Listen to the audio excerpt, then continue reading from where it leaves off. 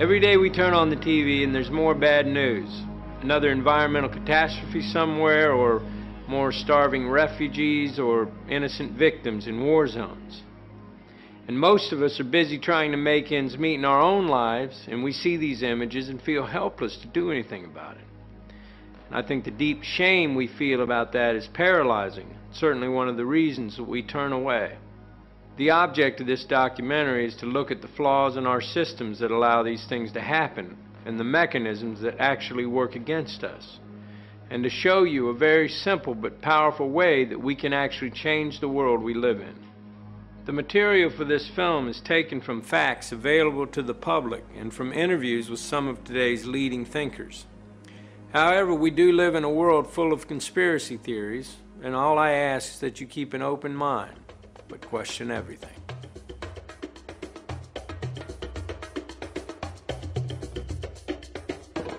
Because people have got to know whether or not their president's a crook. Well, I'm not a crook. I did not have sexual relations with that woman. Indeed, I did have a relationship with Miss Lewinsky. I think that gay marriage should be allowed. I do not believe that gay marriages should be legal. I am honored to be here with Barack Obama. So shame on you, Barack Obama. Iran, Cuba, Venezuela, these countries are tiny compared to the Soviet Union. They don't pose a serious threat to us. Iran is a grave threat. We can end illegal immigration. We're never, ever going to be able to totally control immigration. You have said in the past that it was, quote, pretty well confirmed. No, I never said that. Okay. I think that is... No, it's absolutely not. What I said was, it's been pretty well confirmed. There are known knowns. There are things we know that we know. There are known unknowns. That is to say, there are things that we now know we don't know. But there are also unknown unknowns. There are things we do not know we don't know. One of the most important beliefs that people have about politicians is that politicians do whatever polls tell them to do. We hear a lot of complaint about the lack of strong leadership, that politicians find out what the public wants and then they pander to it, or at least they say they'll pander to it. Now, what this idea of the poll-driven politician creates is the impression that the political system may have all kinds of problems, but on the whole, it's responsive and accountable to the public. So, how do we explain this contradiction between the myth that politicians reflect the public and the reality that on most economic issues, they actually ignore public opinion? Media influence on public opinion has been studied for many years now. We know, for example, that the media often play what's called an agenda-setting role. Public concern about issues tends to follow media coverage of those issues, rather than any changes in the real world. The media create the impression that the American public has a real choice. You can choose Bush or you can choose Gore. The implication being that they're both very different. But on substantive budgetary or economic issues, the differences between them are really on the margins. Both leading Democrats and Republicans support a privatized healthcare system, they support corporate-backed global trade agreements, they support maintaining a Cold War defense budget, and they generally favor the interests of big business. But the media give the impression that Democrats and Republicans represent a broad range of opinion by focusing on civil liberty, non-monetary issues like gay rights or abortion, where Democrats and Republicans really do differ. And this masks the degree of elite consensus. There's a couple of completely logical reasons why our politicians are so similar. The end game for politicians is to get elected. The people who vote are, for the most part, quite moderate in their views. Both parties try to occupy that middle, moderate ground. They are simply responding to that majority in order to get elected. The second reason our politicians are so similar is much more sinister. They answer increasingly to the same master. Thank you so much. We're looking easily at the first billion-dollar presidential election. It's much bigger money than we've ever seen in a presidential election. We define a candidate as being serious or not by how much money they can raise, not by what ideas they have, what their record in public service might have been. It's all about money. We really don't have an election anymore. We have an auction. And What's for sale? I mean, these are interesting questions to ask. Every incoming president rewards big donors with ambassadorships and other honorary appointments like that. There are all kinds of policy issues. Is a big donor rewarded with a place on a federal advisory panel that might have something to do with, say, approving new drugs or environmental regulations? All of these questions about what's for sale. You know, is government for sale? Is the White House for sale? And I think a lot of Americans suspect that it is. The money flows in for a reason, and the reason is not good government. It is completely unrealistic to expect democracy to deliver representatives who will serve the people's interests when so much money is involved. Having so much money in politics gives all the power to those with money. Yes, we are all still allowed to vote, but how free is our choice? The media in the hands of big business will only present us with politicians that will serve their interests. It would be completely illogical for them to do otherwise. It would also be illogical to expect politicians to change a system that puts them in power. But it certainly begs the question, just what kind of democracy do we have? Do you want to live in a democratic society, or do you want to live in the society we have? Which, remember, is not a democratic society and is not intended to be. If you take a course in political theory here, I'm sure they'll teach you that the United States is not a democracy. It's what's called in the technical literature a polyarchy. A polyarchy is a system in which power resides in the hands of those who Madison called the wealth of the nation, the responsible class of men, and the rest of the population is fragmented. That's the way the country was founded. Throughout the history of the world, the rich and powerful have dominated it, and very few people have had any control of their own governments. Most real power in the world is still exercised by those we do not elect. We are still far from governing ourselves. The basis of democracy is the belief that we were all born equal and that equality must be accepted by those in power. But in the attempts to win those rights, many people have been imprisoned and tortured by those who have power and were determined to retain it. No one in power really wants democracy, because democracy would challenge their power structures and their authority. So anyone who comes out with a democratic idea is dismissed as unrepresentative or a troublemaker or an extremist or something. And in this way, the full flow of a public debate about alternatives is being extinguished.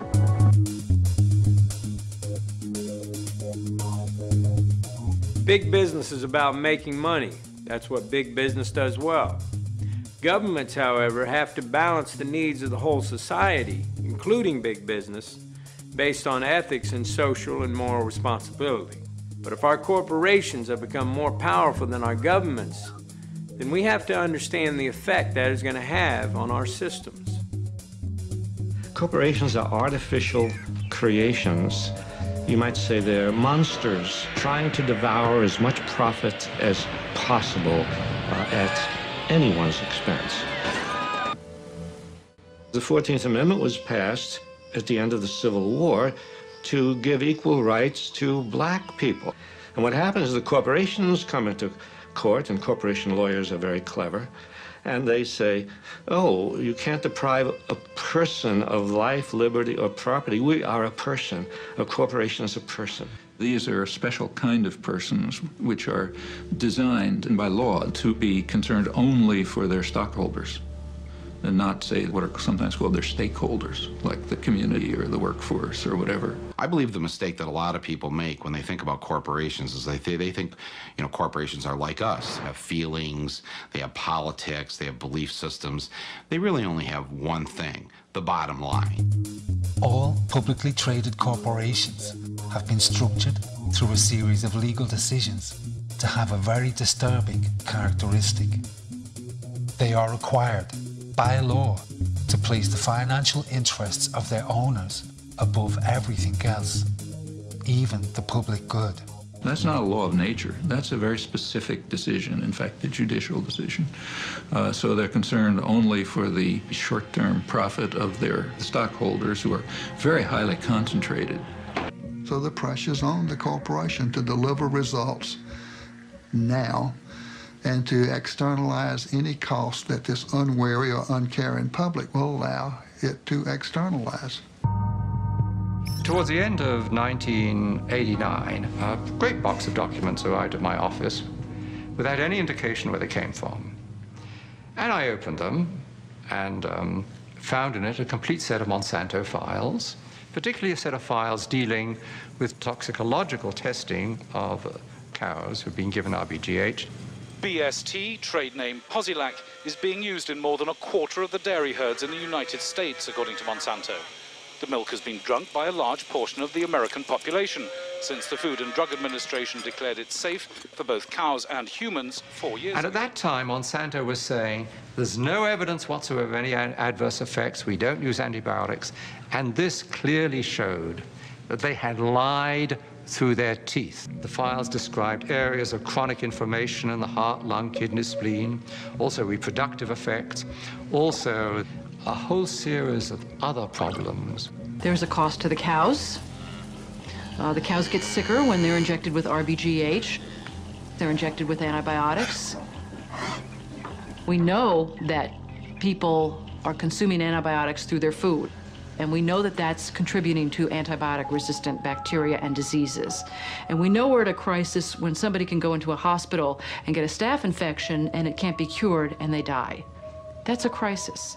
Again and again, we have the problem that whether you obey the law or not is a matter of whether it's cost effective. If the chance of getting caught and the penalty are less than it costs to comply, people think of it as being just a business decision.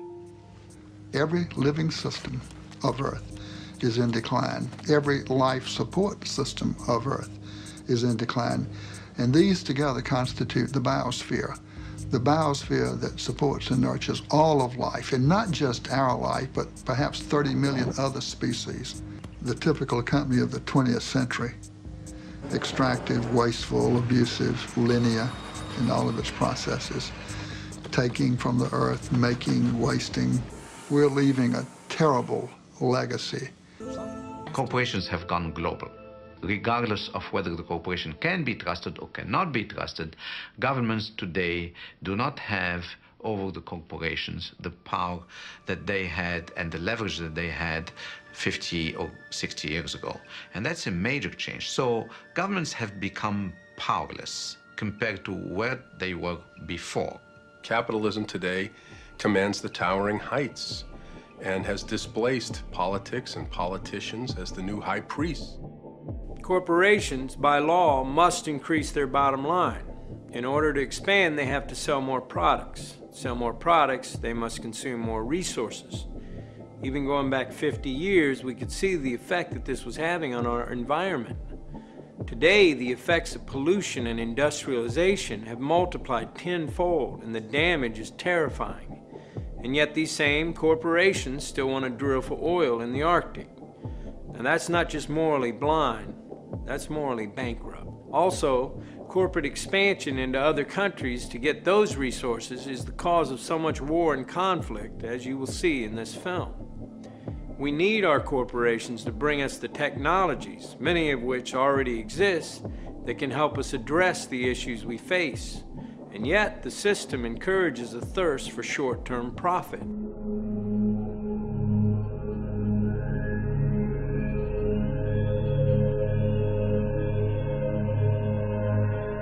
I know many of us have heard stories about powerful groups of businessmen who pull the strings of governments from behind closed doors.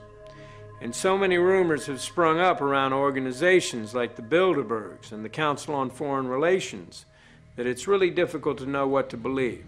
However, it is an interesting fact. The Federal Reserve Bank of the United States is not actually owned by the government. It is owned by a private banking cartel. Now, whoever these men are that can loan money to governments have to be some of the most influential men in the world, and yet we don't know who they are. Not all conspiracy theories are just theories, And the research for this film pulled up some interesting quotes.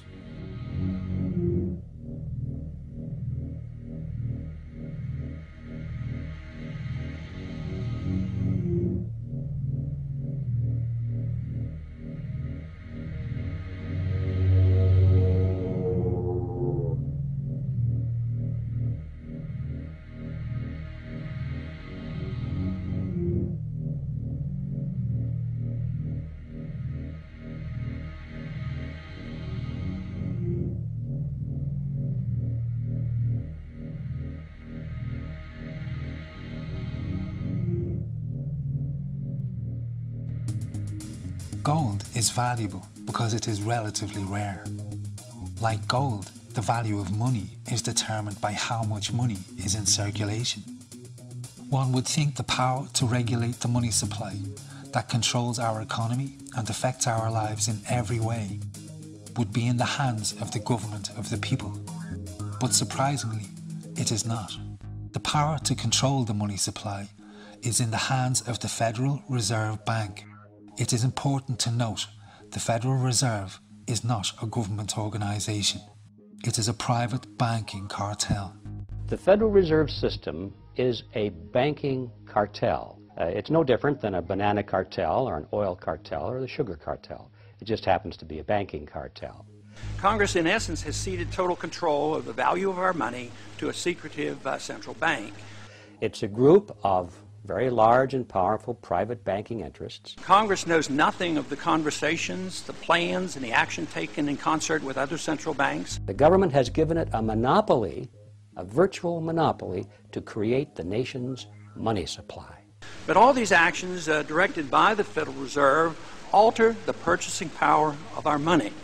This has significant consequences on our economy and our political stability. Wages never keep up with profits on Wall Street and the banks, thus sowing the seeds of class and discontent.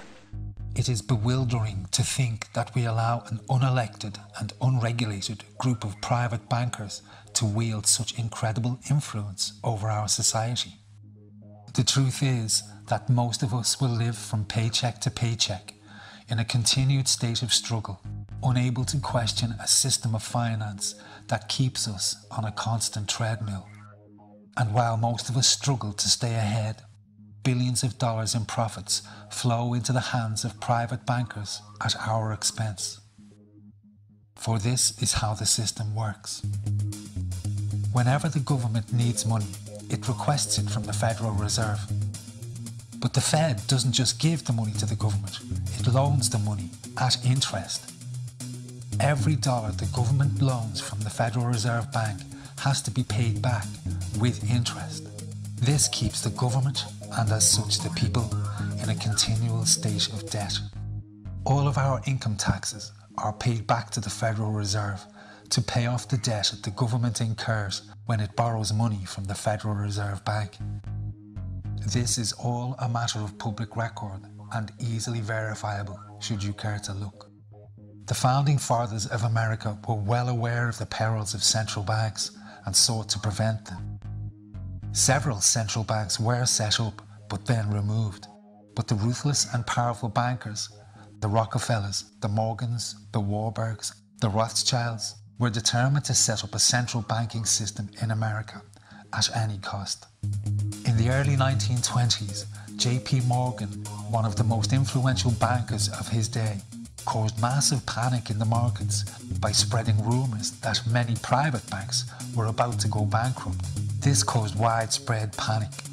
Everyone started withdrawing their deposits en masse, and the banks had to call in all of their loans to try and survive.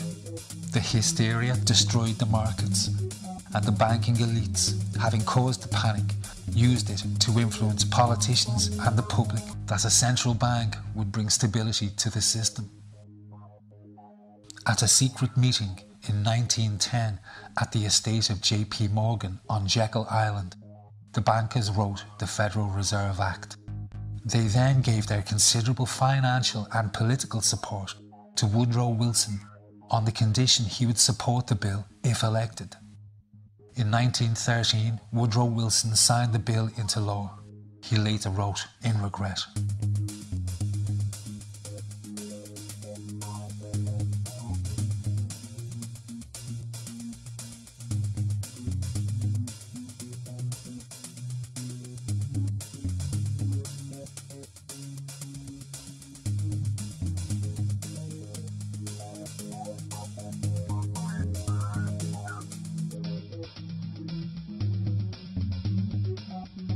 the bankers made immediate moves to increase and consolidate their power. From 1921 to 1929, the banks drastically increased the money supply, making millions of loans. Then, in October 1929, having quietly exited the markets, they started calling in those loans en masse. The hysteria that followed led to the Great Depression. The conspiring bankers bought up rival banks and massive corporations for pennies on the dollar. Their position of power and influence had become absolute.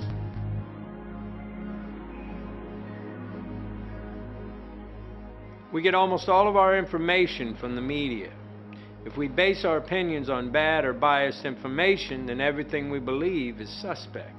Political debate today is kept within very narrow boundaries, so the media can present both sides of these narrow positions and give the impression we have a free press. However, to talk about left or right-wing press is to miss a very important point. Whatever message big business wants carried with whatever slant, the media will carry that story unfailingly.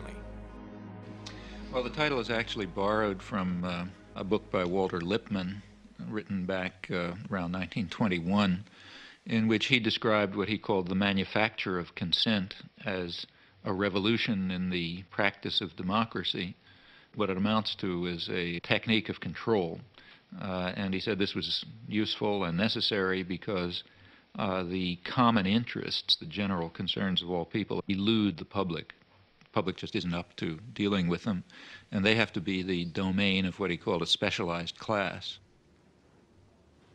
Notice that that's the opposite of the standard view about democracy.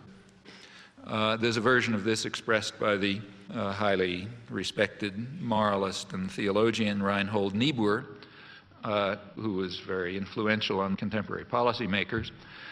His view was that rationality belongs to the cool observer, but because of the stupidity of the average man, he follows not reason but faith. And this naive faith requires necessary illusion. The point is that in a military state or a feudal state or what we would nowadays call a totalitarian state, it doesn't much matter what people think because you've got a bludgeon over their head and you can control what they do. But when the state loses the bludgeon, when you can't control people by force, and when the voice of the people can be heard, you have this problem. It may make people so curious and so arrogant that they don't have the humility to submit to a civil rule, and therefore you have to control what people think. 100 years ago, Sigmund Freud, famous for giving us the science of psychological analysis, suggested that the ideal of individual freedom, central to the idea of democracy, was impossible. He said our hidden desires were too dangerous. Human beings could never be allowed to fully express themselves, that we must always be controlled and would thus always be discontent. Sigmund Freud's American nephew was Edward Bernays. Bernays is almost completely unknown today, but his influence on our society is possibly much greater than Freud. Bernays took the new science developed by his famous uncle and used it to manipulate the masses. Bernays is the man who invented the profession and the term public relations. He worked for most of the major corporations and advised politicians on how to win favour with the public. Like Freud, Bernays was convinced that humans were driven by irrational forces, but by stimulating our inner desires and then sating them with consumer products, he created a new way to manage the irrational behaviour of the masses. What Eddie got from Freud was indeed this idea that there is a lot more going on in human decision-making, not only among individuals, but even more importantly among groups, than this idea that information drives behavior. And so Eddie began to formulate this idea that you had to look at things that would play to people's irrational emotions. And you see, that moved Eddie immediately into a different category from other people in his field and most government officials and managers of the day who thought if you just hit people with all this factual information, they would look at that and say, oh, of course. There's a psychology of dress. Have you ever thought about it? How it can express your character? You all have interesting characters, but some of them are all hidden. I wonder why you all want to dress always the same, with the same hats and the same coats. I'm sure all of you are interesting and have wonderful things about you, but looking at you in the street, you all look so much the same. And that's why I'm talking to you about the psychology of dress. Try and express yourselves better in your dress. He had a home in the corner suite of the Sherry Netherland Hotel. And here's this wonderful suite with all these windows looking out on Central Park and across at the plaza and on the square. And he would use this place to hold a soiree. The mayor would come. All the media leaders would come, the political leaders, the business leaders, the people in the arts. I mean, it was a who's who. People wanted to know Eddie Bernays because, you know, he himself became a sort of a famous man, a sort of a magician who could make these things happen.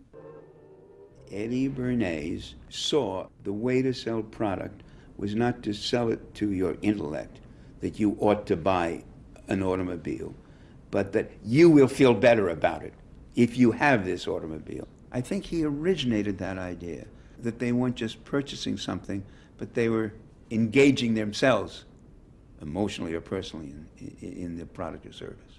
That it's not, you think you need a new piece of clothing, but you'll feel better with the piece of clothing.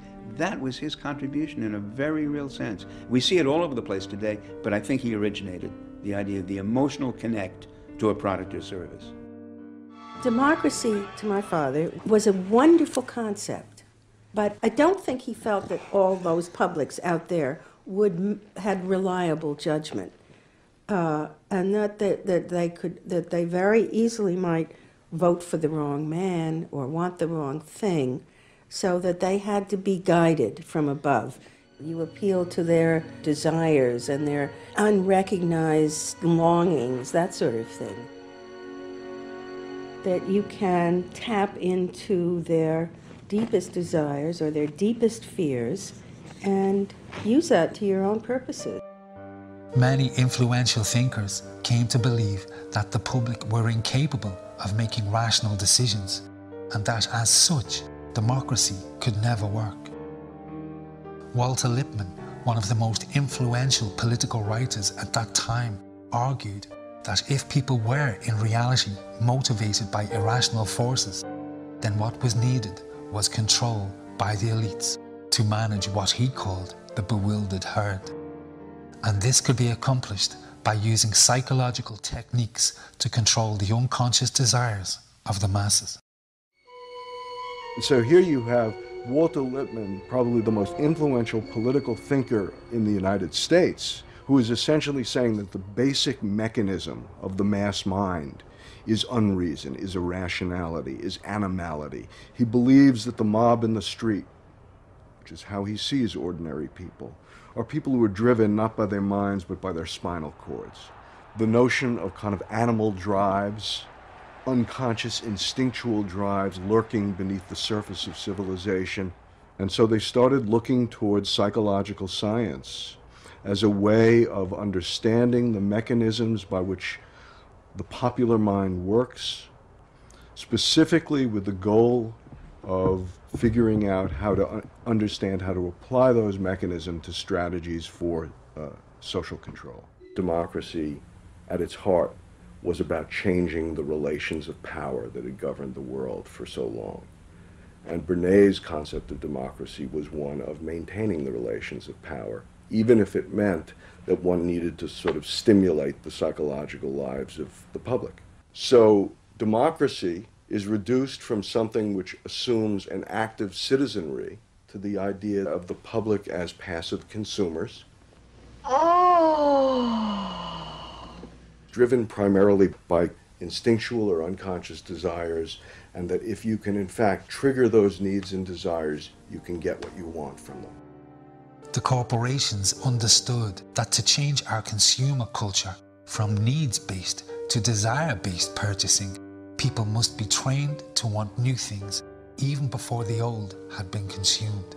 Bernays really is the guy within the United States, more than anybody else, who sort of brings to the table psychological theory as something that is an essential part of how, from the corporate side, of how we are going to appeal to the masses. He showed the corporations how they could make people want things they did not need by linking products to their unconscious desires. And the mass media would be the key. The media and marketing men spend billions of dollars in research. They have developed an entire science based on the very best psychology that knows exactly which one of our buttons to press to make us swallow an idea or buy a product. And they're not just selling us laundry detergent. They sell us everything from plastic gadgets to warfare. If we are to make decisions about the future of our society, the single most important thing we need is the truth.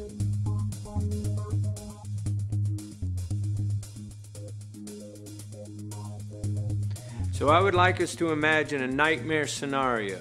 A powerful group of businessmen with access to the White House who control the media and who make obscene amounts of money whenever there's war. In the councils of government, we must guard against the acquisition of unwarranted influence, whether sought or unsought, by the military-industrial complex. President Eisenhower's concern about the military-industrial complex, his words have unfortunately come true. He was worried that priorities are set by what benefits corporations as opposed to what benefits the country. Lockheed Martin and McDonnell Douglas and Boeing throughout America. There are factories, there are corporations that are involved on a daily basis. We have a snapshot in time after September 11th where at least 71 companies that we were able to identify are starting to get contracts to go in Afghanistan and Iraq. All of the top 10 companies had former U.S. officials who had worked in the Pentagon or other parts of the U.S. government on their boards of directors. The Carlyle Group plays in industries and in an area that are heavily influenced by politics. My understanding is they are now the 11th or 12th largest defense contractor, a multi-billion-dollar annual enterprise with an almost obscenely high profit margin. They hire defense experts like Frank Carlucci or Frank Finelli. They hire politicians like George Bush Sr. or James Baker III. And the Iron Triangle is, in some ways, a uniquely American phenomenon. It's the confluence of the military, big business, and politics. I will name as the next Secretary of Defense the best qualified man in America to carry on CAP's work, Frank Carlucci. When Frank Carlucci came on board, he was coming straight from the Pentagon as Secretary of Defense. A year, 2 years later, the Gulf War hit, and everybody knows that wartime is boom time for the defense industry, and Carlyle made a ton of money. They did very, very well. They really cleaned up. After that, Carlyle said, hey, you know, having these politicians on board is pretty great. I mean, they know things that nobody else knows. They are able to predict trends in global markets, predict trends in political shifts, and in some ways, and this is the sort of the most insidious part, and if you want to be cynical about the Carlyle Group, you have to be concerned about their ability to influence these trends and actually affect change in government policy, which would positively affect their investments. If you have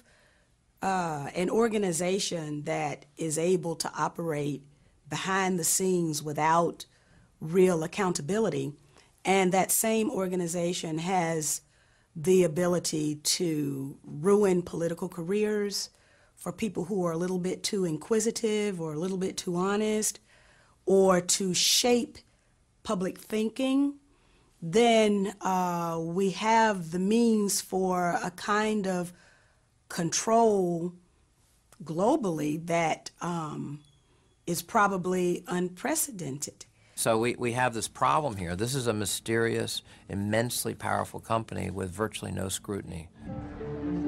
On this February day, as this nation stands at the brink of battle, every American on some level must be contemplating the horrors of war. And yet this chamber is, for the most part, dreadfully silent. We have a Congress that failed in every way to ask the right questions, to hold the president to account. Our Congress failed us miserably, and that's because many in Congress are beholden to the military-industrial complex. When we're speaking of the United States of America and the concept of democratic representation, I think one of the more important aspects is the concept of informed consent of the people. If you're going to go to war, you lay out the reasons for the war, the justifications for the war, and then you subject it to debate, dialogue, discussion amongst the elected representatives of the people, and indeed the people themselves. The defense budget is $750 billion. Profits went up last year well over 25%. I guarantee you, when war becomes that profitable, you're going to see more of it. We have a process that has a seamlessness where the corporate interests that stand to benefit are so intertwined and interwoven with the political forces that the financial elites and the political elites have become the same people. The attack came without warning, and according to a U.S. government source, told CBS News that it has Middle East terrorism written all over it. The attack in Oklahoma City appears to have a familiar mark. This was done with the attempt to inflict as many casualties as possible. That is a Middle Eastern trait. The fact that it was such a powerful bomb in Oklahoma City immediately drew investigators to consider deadly parallels that all have roots in the Middle East. ABC News has learned that the FBI has asked the U.S. military to provide up to 10 Arabic speakers to help in the investigation. The so-called independent media in a liberal society like this, in effect, are so lazy and are controlled by interests that are commercial and political at the same time that there is no investigative reporting. It's just basically repeating the line of the government. Only 8 days ago, I concluded a broadcast on the World Trade Center bombing by telling you what senior U.S. law enforcement officials were telling us, that the threat of Muslim extremists operating within the United States is an ongoing danger, something we'll have to live with from now on. And repeating the lines of the people who have the most influence, for whom Islam is a useful foreign demon to turn attention away from the inequities and problems in our own society. So, as a result, the human side of the Islamic and especially Arabic world are rarely to be found.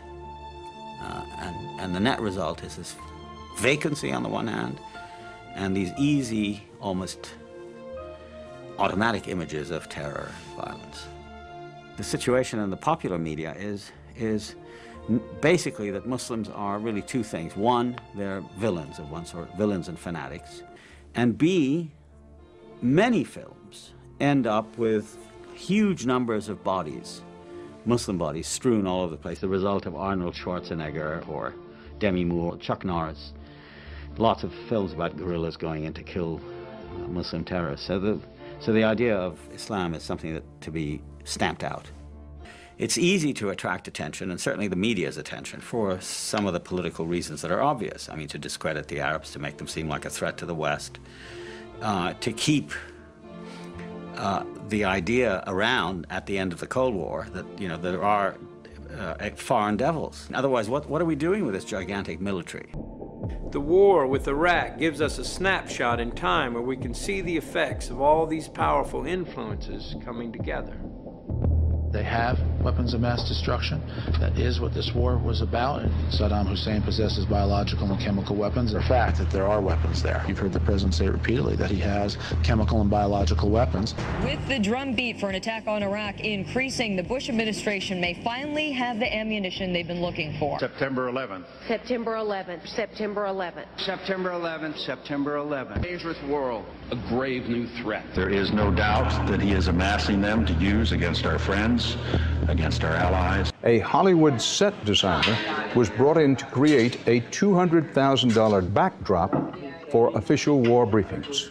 In USA Today and in the major network coverage and so forth, you have this very elaborate computer-generated graphic sort of coverage of the different U.S. Air Force and Army planes and gunships and helicopters and very snazzy weapons of all descriptions. Well, it's quite amazing. I've fallen almost in love with the F-18 Super Hornet because it's quite a versatile plane. It's not enough for us to be told to accept this war. We're really encouraged to gain some kind of vicarious pleasure from it.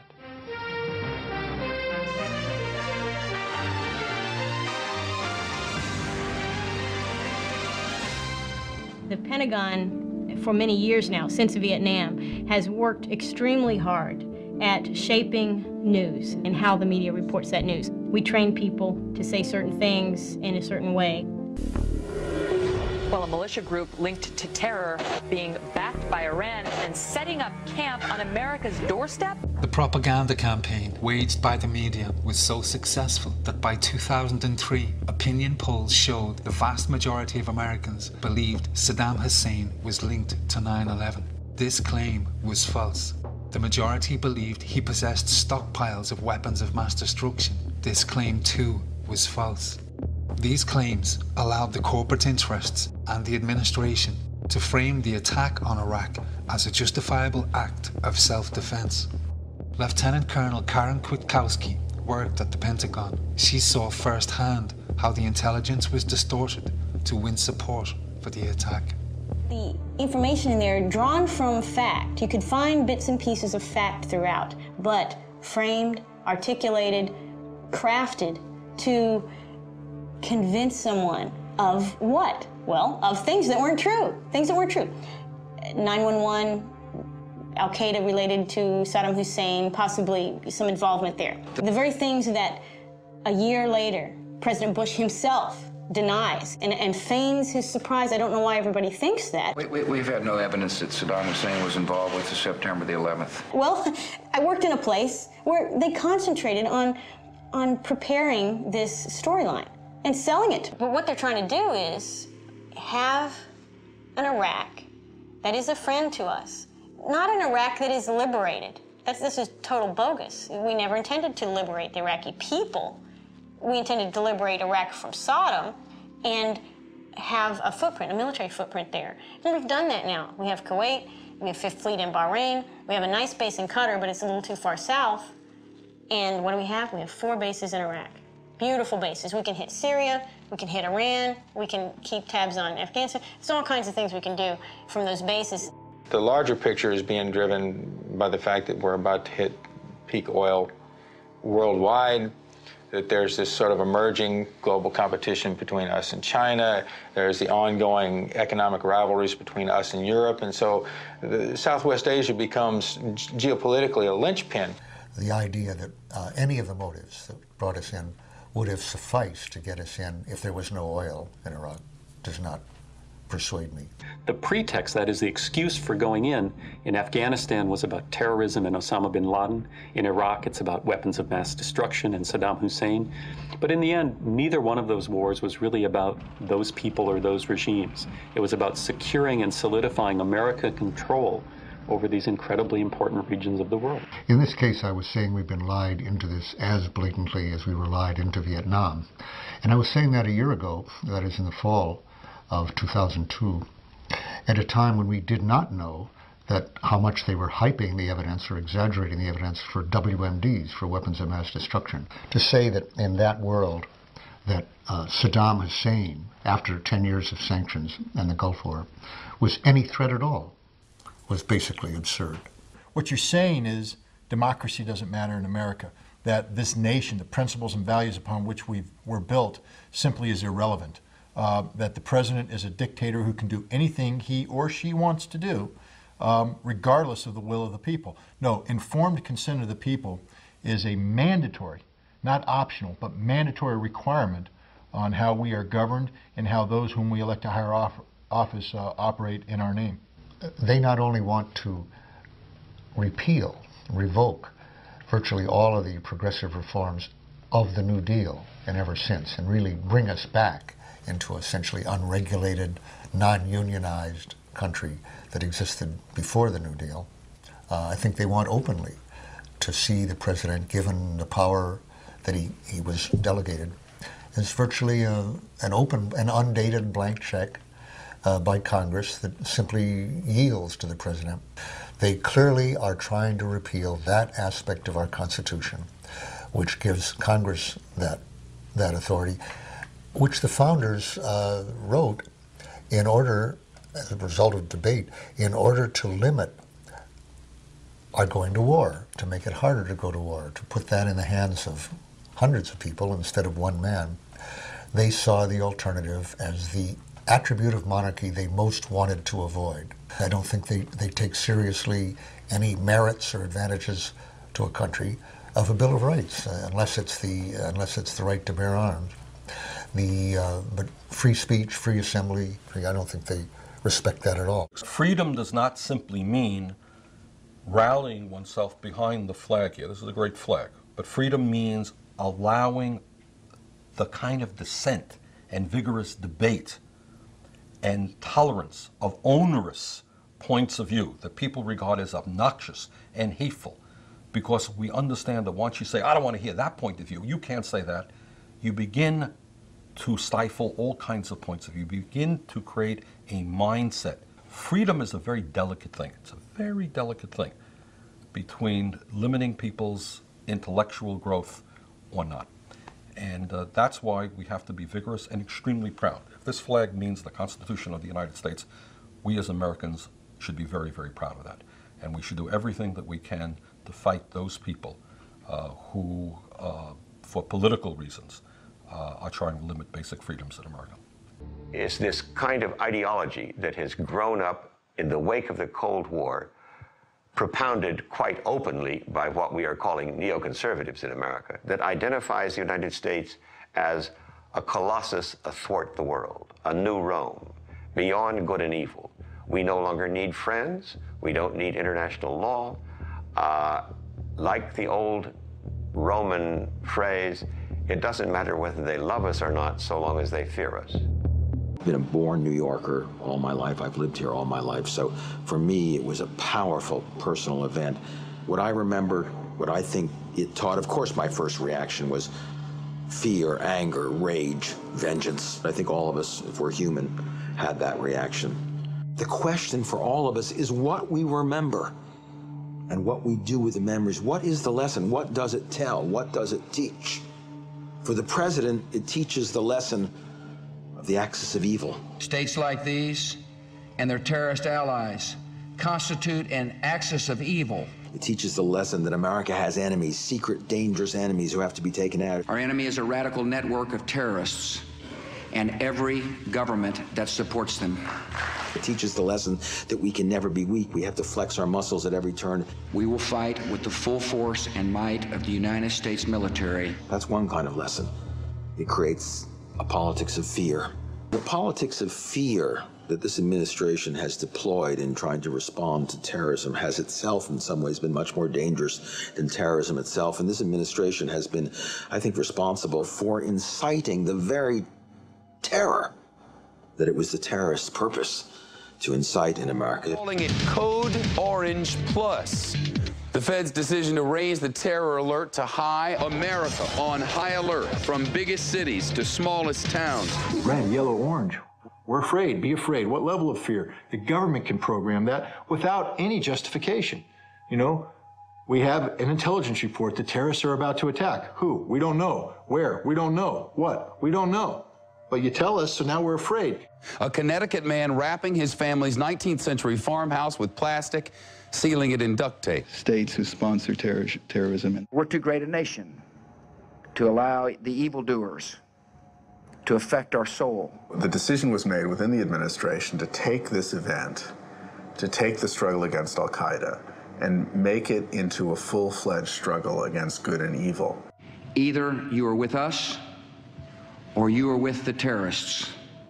The important thing to remember here is one didn't have to put it in these terms. One didn't have to say, if you're not for us, on our side, you're on the side of the terrorists. That was not a necessary response. That was a chosen response. The more we're afraid, the more you ask us to give. Patriot Act 2, enhancements to the Patriot Act. Now the budget's starting to be bankrupted. Billions flowing out of this country into a war on terror, more defense expenditures. And therefore, I've asked Congress for a one-year increase of more than $48 billion for national defense, the largest increase in a generation. Perpetual war the loss of civil liberties, the lack of trust in government because they don't tell the truth. These are outrageous and unpleasant political developments, but they don't necessarily spell the end of the United States. Financial bankruptcy does. Things that can't go on forever don't. What we're talking about right now is the rigged American economy can't go on forever, and it's not rocket science to say so. One war after another, we become a warfare state. That is, the system is set up to go to war. We're going to find wars. We've already had two major wars, Iraq and Afghanistan. I think the people most without fear on September 12th in America were those working at Ground Zero. They were in the greatest danger, actually, but because they were active, they were engaged. The firemen and the medical officials and the cops who were working there, first to find victims, then to find remains and clear the site. They had a civic task. They were engaged and they weren't afraid of anything. American citizens after 9/11 said to the president, what can we do? What can we do to become engaged and take some responsibility? President Bush unfortunately said, go shopping, go back to the mall, go back to your normal lives. We'll take care of it. Spectatorship is an invitation to fear. Citizenship is how we fight the politics of fear. The politics of citizenship, the politics of engagement, taking responsibility is a much better way to deal with terrorism than hunkering down, being spectators, and allowing the government to rob us of our liberties. For anyone who doesn't yet know, our corporations have been in the Middle East trampling on their beliefs and customs since they discovered oil. Our corporations will tell us they are just getting us the things we need, and there is truth in that. But we have to decide what price we are willing to pay. We as individuals drive the demand for these resources. As long as we are all aware of the fact that there is blood in this oil, and that is the decision that we make, then so be it.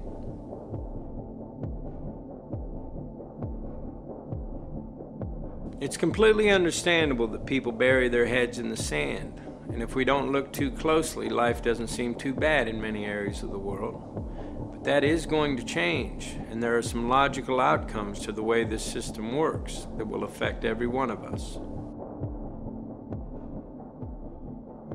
I was invited to Washington, D.C. to attend this meeting that was being put together by the National Security Agency called the Critical Thinking Consortium.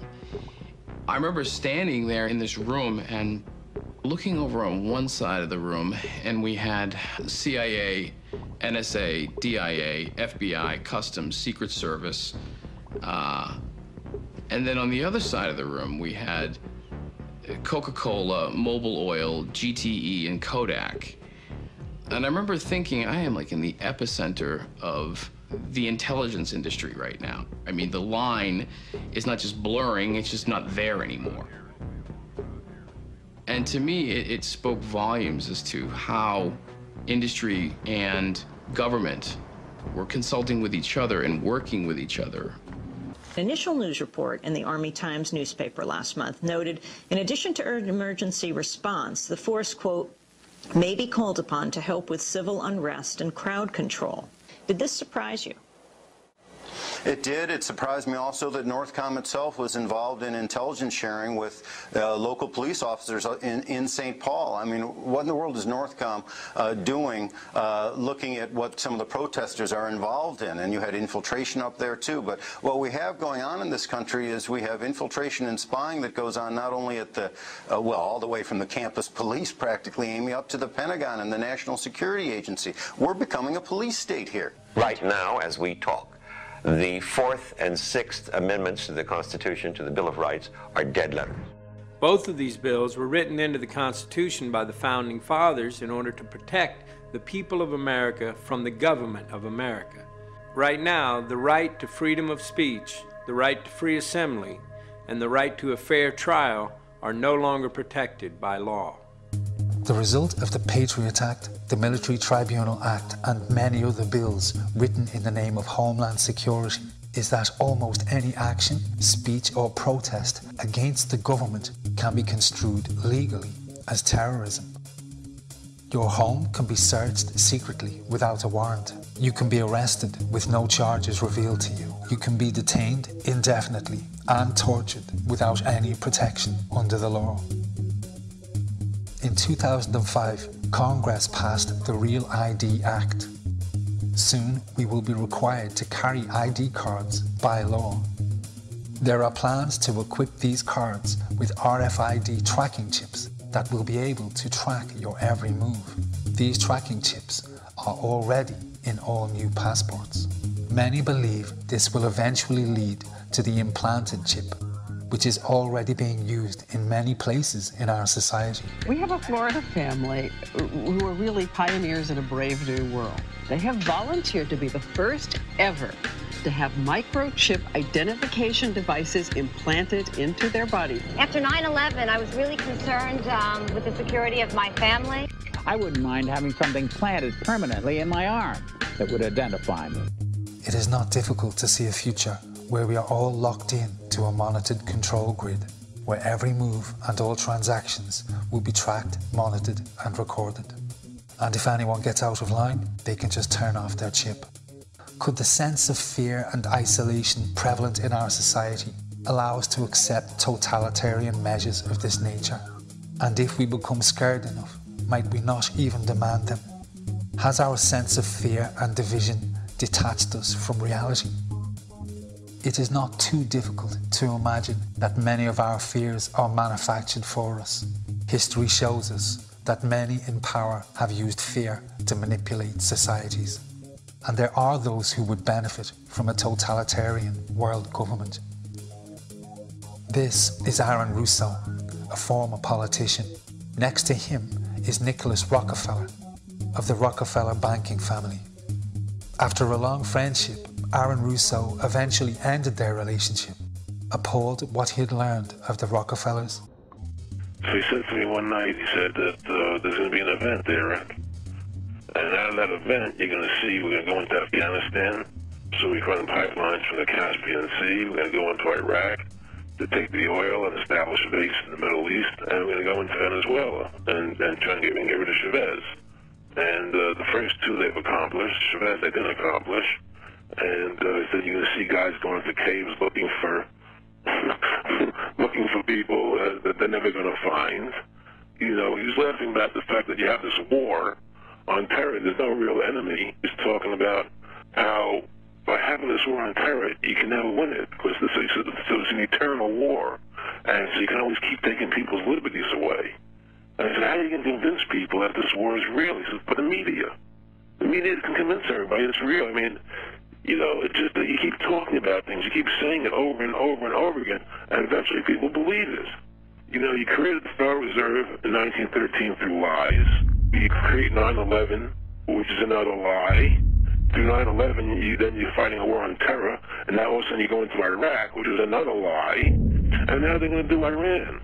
You know, and it's all one thing leading to another, leading to another, leading to another. Now, I would say, what are you doing this for? What's the point of this? And you have all the money in the world you ever want. You have all the power. I said, you know, you're hurting people. He said, it's not a good thing. And he would say, what do you care about the people for?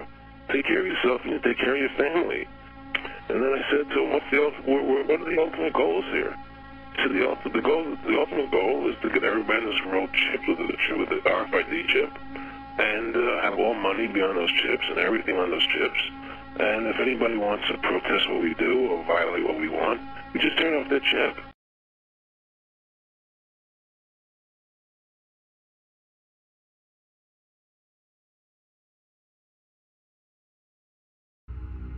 There are some very troubling possible futures for our society. Climate change will displace millions of people, and we'll hit peak oil in 2015. Thereafter, the price of oil will skyrocket.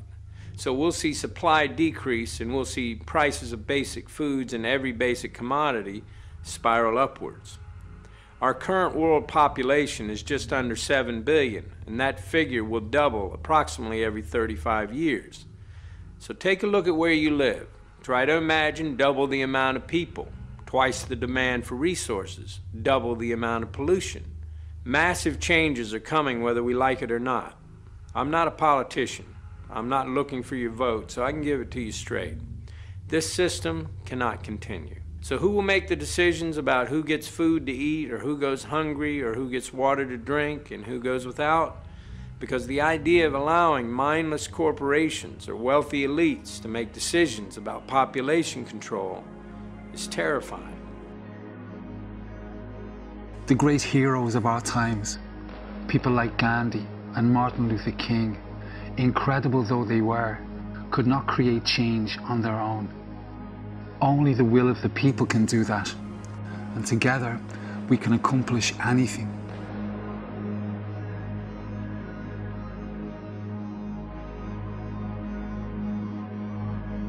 Interestingly, the way to win back democracy, end the wars, and save our environment has just one cure, and it's simple.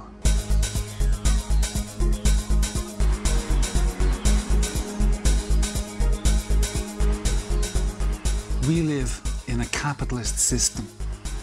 Everything we do is based on the exchange of money.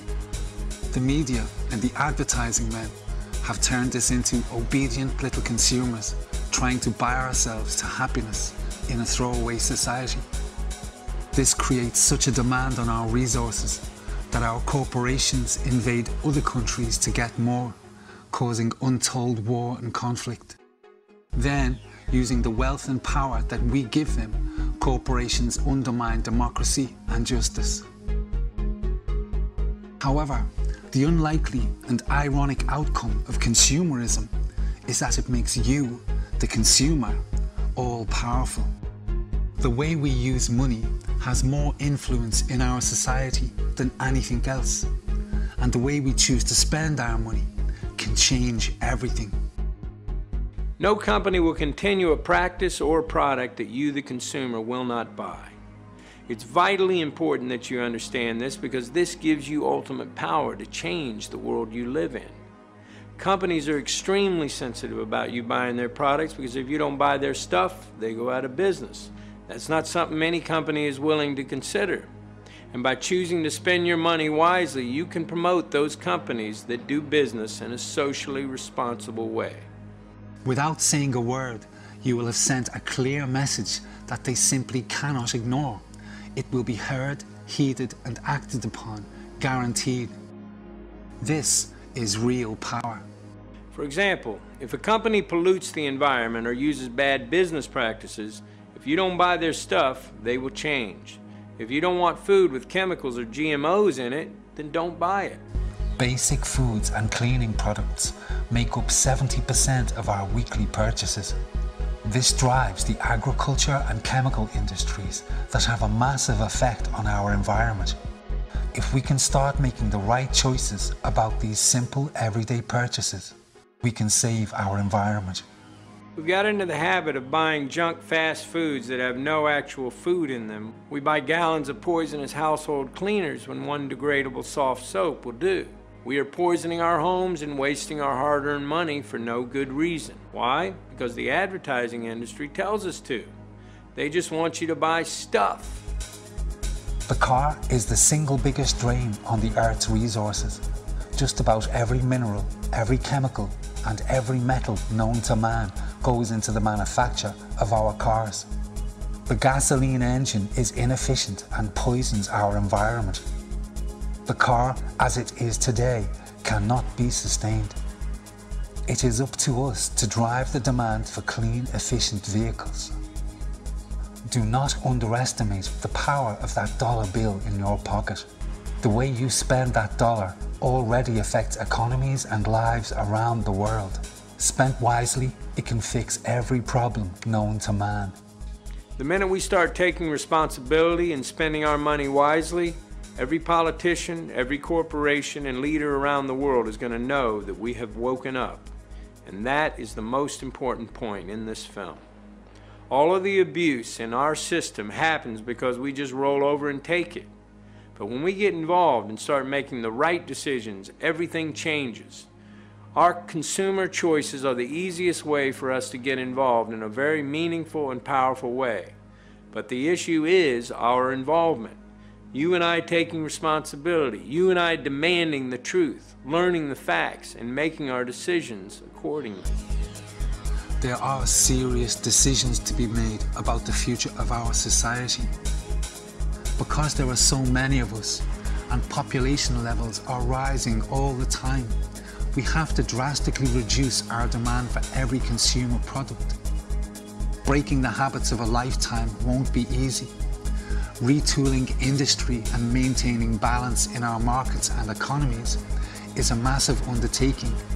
But we can address all of these questions. You have the power to deny profits to offending corporations and support those who maintain good practices. You can express the concerns you hold dear and herald a new beginning at every level of our society. This is the 21st century. If we use our resources wisely, there's no reason why anyone shouldn't have what they need. There's no reason whatsoever why people are still starving to death on our planet. And the common man or woman, whether they are Israeli or Palestinian, Protestant or Catholic or Iraqi or American, the common man just wants to live in peace and justice in a clean environment. When we look around the world and we see that that is not the case, we know that the will of the majority is not being listened to. That's the first sign that our system is broken. Government won't make these changes for us. Yet again, it is down to the common man. Please don't just watch this movie and turn away. We can fix this system. Go to the website, take that first step towards an incredible future for all of us. Thank you for watching.